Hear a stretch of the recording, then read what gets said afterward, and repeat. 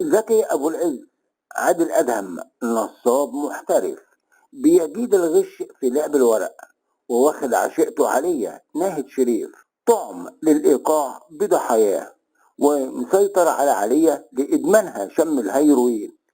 في الآخر وقعوا على صيد سمين وهو كمال سليم محمود ياسين، وده شغال صراف خزنة أعزب ومستقيم، وتشغله عليا بعد ما اتعرفت عليه، وبتعرض عليه مساعدتها ومراجعة حسابات معرض العربيات اللي ورثته عن جوزها، وبتقول له إن زكي عادل أدهم أخو جوزها بيدير إدارة المعرض، بس هي ما بتثقش في زكي.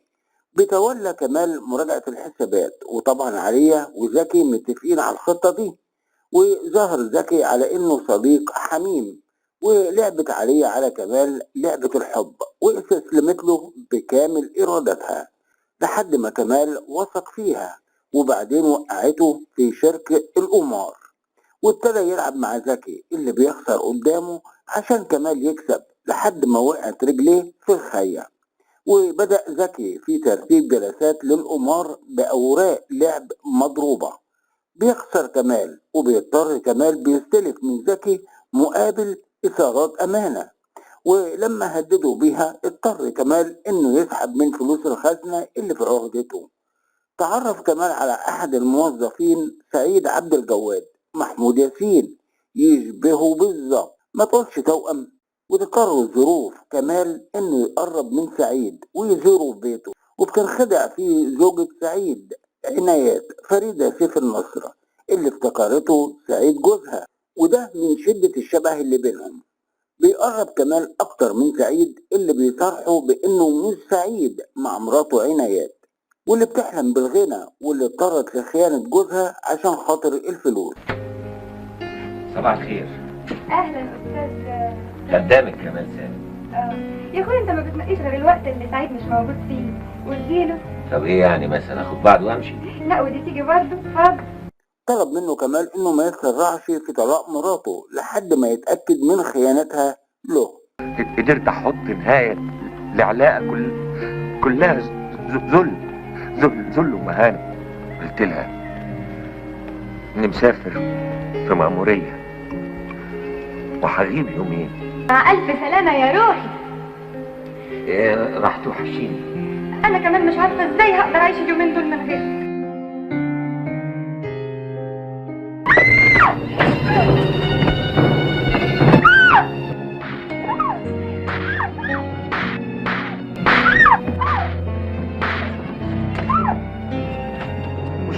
تأكد سعيد من خيانة عنايات فطردها من المنزل. عايز اشوف خليتك هنا تاني بره. وتأزم موقفه وأدمن الشرب عشان ينسى، وعرض زكي على كمال مشاركته في مزاد للسيارات مضمون للمكسب، وطلب منه الاشتراك معاه بمبلغ كبير فهيستلفه من الخزنة ويرده بعد يومين، وبكده يقدر يسدد ديونه ويحتفظ بالمكسب. صدقوا كمال واختلس المبلغ، واكتشف كمال اختفاء زكي وعليا، وحس بالمقلب اللي وقع فيه. وفي الخمارة شاف سعيد بيشرب ففكر في فكرة جهنمية. أخد كمال سعيد اللي يشبهه لبيته. ما تتصورش قد ايه يا استاذ كمال ارتحت لما حسيت انها خرجت من حياتي. ليه انت هتروح؟